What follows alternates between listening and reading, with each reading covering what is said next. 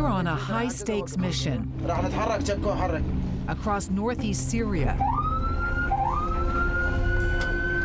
trying to find a Canadian prisoner. He left his home for Edmonton. Jack Letts, this little blonde boy, converted to Islam at 16 and is accused of joining ISIS in Syria at 18. This is a child you love and you've nurtured and you held against you for years, and you can't protect him as a father. A dual British-Canadian citizen, he was captured trying to flee ISIS territory in 2017.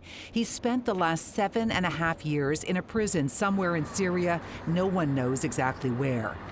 His parents, John and Sally, have sent video messages in the hopes we find him. Don't give up hope. We aren't. We're still working on getting you out. This nightmare will be over, Jacko, I promise you. It's not long now. Until then, lots of love. Jack has over the years both admitted and denied being a part of ISIS, but even though he's never been charged or convicted of a crime, he's not presumed innocent, and his detention has no end. ISIS is a horrific organization. They've done absolutely horrific things, but not everybody who went to Syria was a member or did awful things. Letts is one of about 10,000 suspected ISIS members, many of them foreigners, being detained in 29 prisons across northeast Syria. That region's Foreign Affairs Minister, Ilham Ahmed, is pleading with Canada and other nations to take their citizens home. It's imperative that these individuals be repatriated. Their presence here is illegal, and they have no rights under our laws.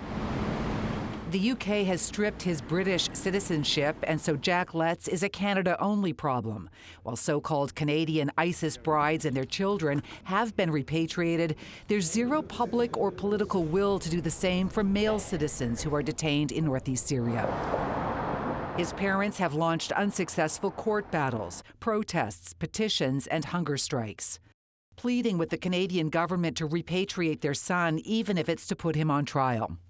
I've always said, if my son has done something wrong, he should pay the price. I'll be the first to stand up to condemn him.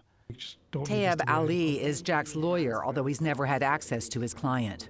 When do our values allow us to say, I'm going to arrest them, detain them, and keep them in detention indefinitely without evidence, because I think that person's committed a crime? Isn't that the system we've created?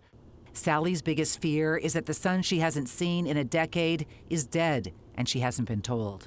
I know 3 European families who have found out over a year later that their loved one died. That does scare me, that you can be living thinking that he's alive and he isn't. It's what we wondered too when prison officials in northeast Syria told us for 7 days that they couldn't find Jack Letts. And then on day 8, a breakthrough. We found the guy. You found Jack? Yeah, he's in Raqqa. He's in Raqqa? Yeah. Okay, we gotta go.